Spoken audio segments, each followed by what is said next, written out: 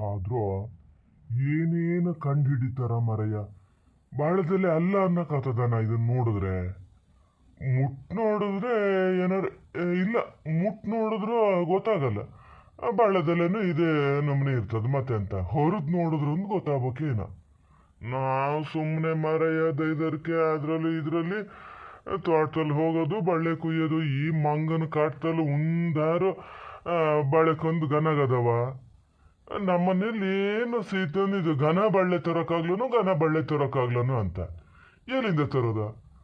ನಾನು ಇನ್ಮೇಲೆ ದೈದರ್ಕಿಗೆಲ್ಲ ಇವನ್ನೇ ಬೇಕಾರೆ ನಾವು 3 ಜನನೂ ತಗೊಂಡೋಗೋಣ. ಯಾವನಲ್ಲಿ ಗೋಳ್ ಬತ್ತಾನೆ. ಇದನ್ನ ಶುರು ಮಾಡ್ಕೊಂಡಿದ್ ಮಾತ್ರ ಒಳ್ಳೇದಾಯ್ತು ಹಂಗಂತ. ಬಳ್ಳೆದೆಲೆ ಹಂಗೆ ಇರ್ತವೆ, ಆದ್ರೆ ಬಳ್ಳೆದೆಲೆ ಅಷ್ಟು ಒಳ್ಳೆವಲ್ಲ ಗುಂಡಪ್ಪ ಮಾಮ. ದೈದರ್ಕಿಗೆಲ್ಲ ಬೇಡ ಇವನ್ ತೊಗೊಂಡು ಹೋಗೋದು. ಎಲ್ಲ ಬಿಸಿ ಬಿಸಿ ಇಕ್ತಾ ಇರ್ತೀವಿ ಮಾರ, ಬೇಡ.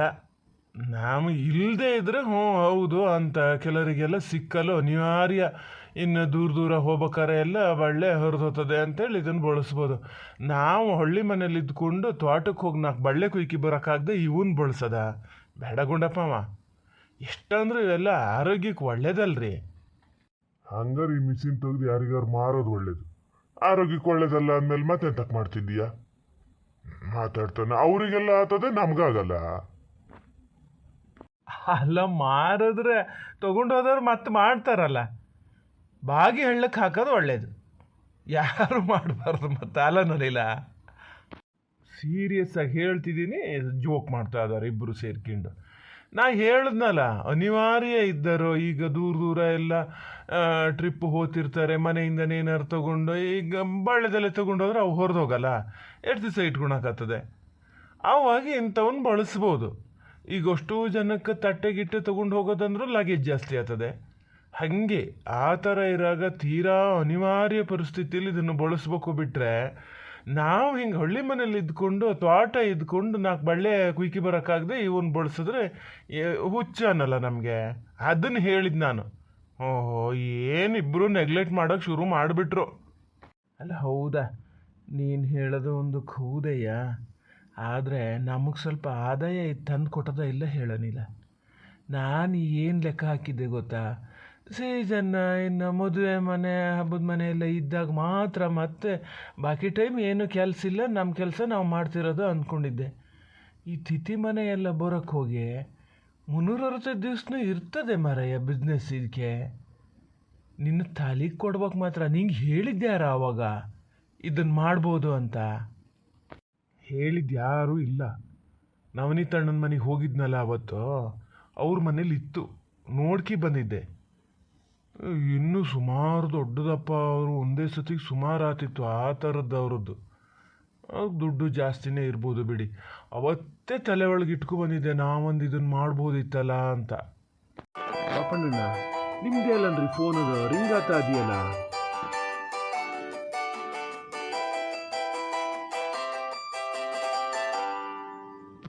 ಕೊಟ್ಟಾತು, ಸದ್ಯ ಕೊಟ್ಟಾಗಲಿ, ಸುಮ್ಮನಿರು.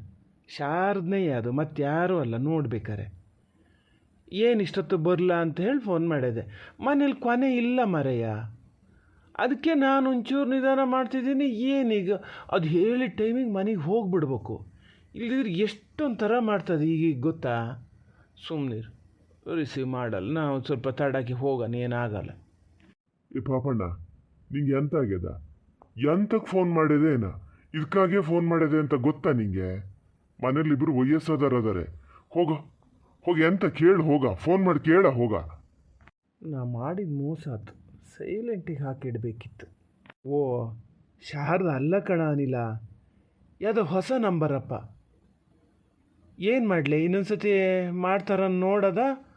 ಅಲ್ಲ ನಾನೇ ಮಾಡ್ಬೇಕ ಮರಯ್ಯ? ಎಂಥಾರು ಇದೇ ಪ್ಲೇಟ್ ಆರ್ಡ್ರ್ ಕೊಡೋಕೆ ಮಾಡ್ಯಾರ ಎಂಥದ? ಮಾಡ, ನೀನೇ ಒಂದ್ಸತಿ ಮಾಡ. ಮನೆ ಹತ್ರ ಆದ್ರೂ ನೆಟ್ವರ್ಕ್ ಇಲ್ಲ ಅಂತ, ಇಲ್ಲಿ ಎಷ್ಟು ಗನಾಗ ನೆಟ್ವರ್ಕ್ ಸಿಗ್ತದೆ. ಫೋನ್ ಮಾಡಿ ಕೇಳ. ಈಗ ಮನೆಗೆ ಹೋಗ್ತೀವಿ, ಹೋದಷ್ಟೊತ್ತಿಗೆ ಮಾಡಿದ್ರೆ ಫೋನ್ ಮಾಡಿ ಕೇಳು ಹೇಳ್ತೇನೆ. ಹಲೋ ಹಲೋ, ಯಾರು? ಹಲೋ, ಗಿರೀಶ್ ಅವರಾ? ಹೌದು, ಗಿರೀಶ್ನೇ ಮಾತಾಡ್ತಿರೋದು. ನೀವ್ಯಾರು ಮಾತಾಡ್ತಿರೋದು? ಗಿರೀಶ್ ಅವರೇ, ಒಂದು ಸ್ವಲ್ಪ ನನ್ನ ಮಾತನ್ನು ಸರಿಯಾಗಿ ಕೇಳಿಸ್ಕೊಳ್ಳಿ. ನಾನು ದಾವಣಗೆರೆಯವಳು, ಅಮೋಘ ಅಂತ. ಮಣಿಪಾಲ್ ಆಸ್ಪತ್ರೆಯಲ್ಲಿದ್ದೀನಿ. ಅಲ್ಲಿ ಯಾವುದೋ ಮೆಡಿಸಿನ್ನಿಗೆ ಪೇ ಮಾಡಬೇಕಿತ್ತು, ಮಿಸ್ಸಾಗಿ ನಿಮಗೆ ಬಂದುಬಿಟ್ಟಿದೆ. ಅದು 9,200 ರೂಪಾಯಿ. ಒಂಚೂರು ನೋಡಿ ಸರ್, ಪ್ಲೀಸ್ ಅದನ್ನು ಇದೇ ನಂಬರಿಗೆ ವಾಪಸ್ ಹಾಕಿಬಿಡಿ ಪ್ಲೀಸ್. ನಾನು ಆಸ್ಪತ್ರೆಗೆ ಕಟ್ಟಬೇಕು. ನಮ್ಮಮ್ಮ ತುಂಬ ಹುಷಾರಿಲ್ಲದೆ ಅಡ್ಮಿಟ್ ಆಗಿದ್ದಾರೆ. ಪ್ಲೀಸ್ ಗಿರೀಶ್ ಅವರೇ, ಪ್ಲೀಸ್ ಬೇಗ ಹಾಕಿ. ಬೇಕಾದರೆ ಮೆಸೇಜ್ ನೋಡಿ, ಮೆಸೇಜ್ ಬಂದಿರುತ್ತೆ. ಈ ಕಡೆಯಿಂದ ಹೋಗಿದ್ದು ಗೊತ್ತಾಗಿದೆ ನನಗೆ. ಪ್ಲೀಸ್ ಗಿರೀಶ್ ಅವರೇ, ಒಂದು ನಿಮಿಷನೂ ತಡ ಮಾಡದೆ ಹಾಕಿಬಿಡಿ. ನಮ್ಮಮ್ಮ ತುಂಬ ಸೀರಿಯಸ್ಸಲ್ಲಿದ್ದಾರೆ. ಹೌದಾ? ಇದೇ ನಂಬರ? ಒಂದು ನಿಮಿಷ, ನಾನು ಕಾಲ್ ಕಟ್ ಮಾಡ್ತೀನಿ. ಸರಿ, ಇಲ್ಲ ನಾನು ಹಾಕ್ತೀನಿ ಬಿಡಿ, ಹಾಕ್ತೀನಿ. ನೀವೇನು ಟೆನ್ಷನ್ ಮಾಡ್ಕೊಂಬೇಡಿ, ಹಾಕ್ತೀನಿ. ಪಾಪಣ್ಣಣ್ಣ ಯಾರ್ರೀ? ಎಂತ ಹಾಕ್ತೀನಿ ಅಂದ್ರಲ್ಲ?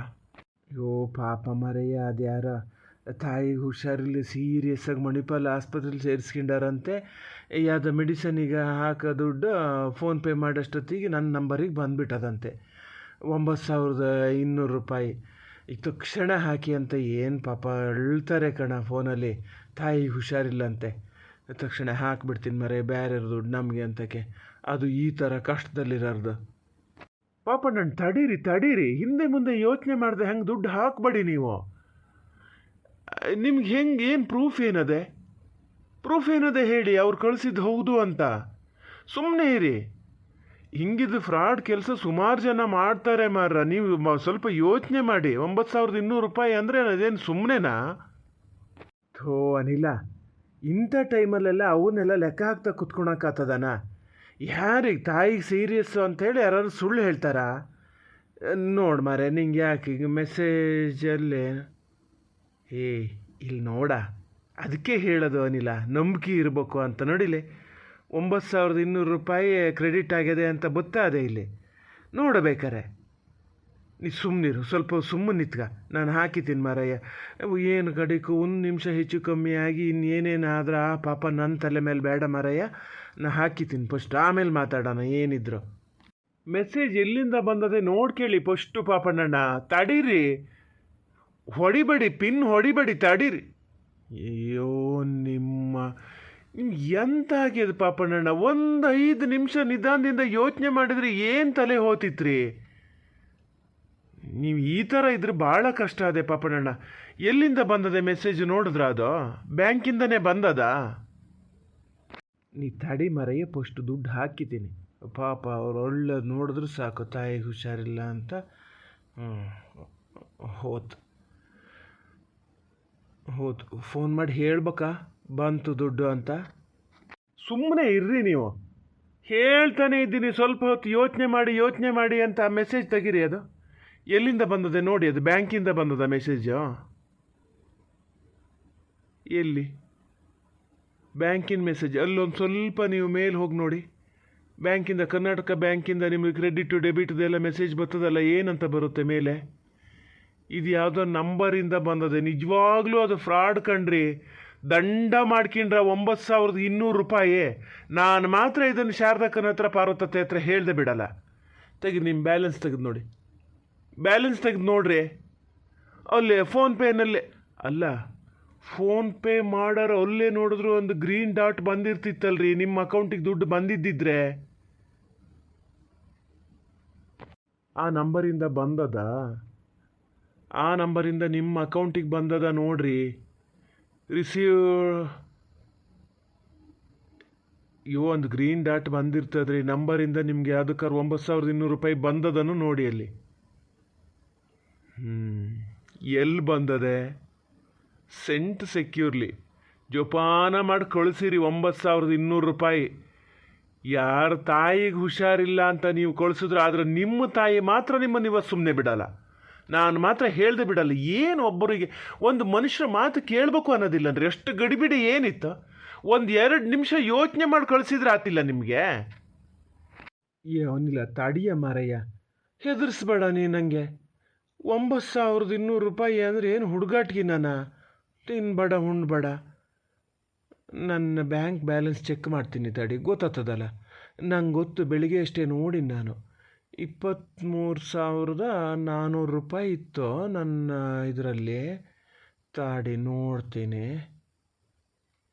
ಅದು ಬೇಕು ಅಂದಾಗಲೇ ಬೇಗ ಓಪನ್ ಆಗಲ್ಲ.